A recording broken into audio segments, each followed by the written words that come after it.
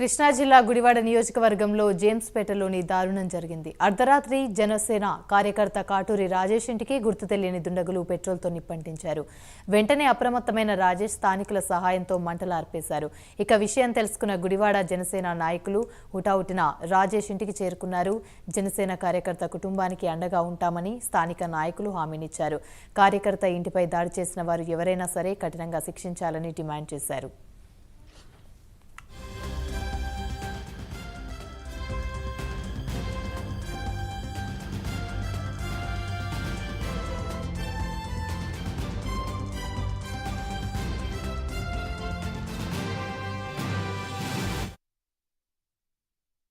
పొడుగునే ఉన్నాం. మేము పొడుగునే ఉన్నాగా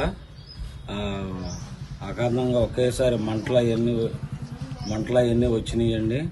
మొత్తం పొగ్గమ్ముకొని ఇల్లంతా మంటలతో కూడిపోయి ఉంది. తర్వాత మేము చూసేపట్టాలకి అసలు ఏం కనపడిన పరిస్థితి అయోమయంగా ఉన్నాం. డోర్ తీసుకుని అట్టగా బయటకు వచ్చేపట్టాలి బండి కాలిపోతా ఉంది. మోటార్ వేసి బండి ఆపేసుకుని తర్వాత 100కి కాల్ చేసాము. కాల్ చేస్తే వాళ్ళు వచ్చి పరిశీలించి రేపు కేసు కడతామని చెప్పి వెళ్ళారు. ఉదయం ఎస్ఐ గారి కాడ వచ్చి మొత్తం చూసుకుని స్టేషన్ కాడకు రండి కేసు కడతామని అన్నారు. ఇంతవరకు జరిగిందండి. ఇప్పుడు వెళ్తున్నాం మేము అందరం కలిసి. గత రాత్రి పొడుగునే ఉన్నాం. మేము పొడుగునే ఉన్నాగా అకారణంగా ఒకేసారి మంటలు అవన్నీ వచ్చినాయండి. మొత్తం పొగ్గమ్ముకొని ఇల్లంతా మంటలతో కూడిపోయి ఉంది. తర్వాత మేము చూసేపట్టాలకి అసలు ఏం కనపడిన పరిస్థితి అయోమయంగా ఉన్నాం. డోర్ తీసుకుని అట్టగా బయటకు వచ్చేపట్టాలి బండి కాలిపోతా ఉంది. మోటార్ వేసి బండి ఆపేసుకుని తర్వాత 100కి కాల్ చేసాము. కాల్ చేస్తే వాళ్ళు వచ్చి పరిశీలించి రేపు కేసు కడతామని చెప్పి వెళ్ళారు.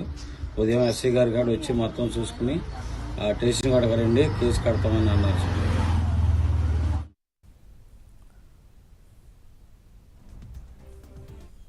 కృష్ణా జిల్లా గుడివాడ నియోజకవర్గంలోని జేమ్స్పేటలో దారుణం జరిగింది. అర్ధరాత్రి జనసేన కార్యకర్త కాటూరి రాజేష్ ఇంటికి గుర్తు తెలియని దుండగులు పెట్రోల్తో నిప్పంటించారు.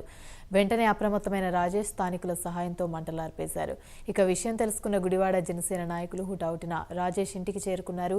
జనసేన కార్యకర్త కుటుంబానికి అండగా ఉంటామని స్థానిక నాయకులు హామీ ఇచ్చారు. కార్యకర్త ఇంటిపై దాడి చేసిన వారు ఎవరైనా సరే కఠినంగా శిక్షించాలని డిమాండ్ చేశారు. ఎంత విజువల్ తీసి బయట బండిది కూడా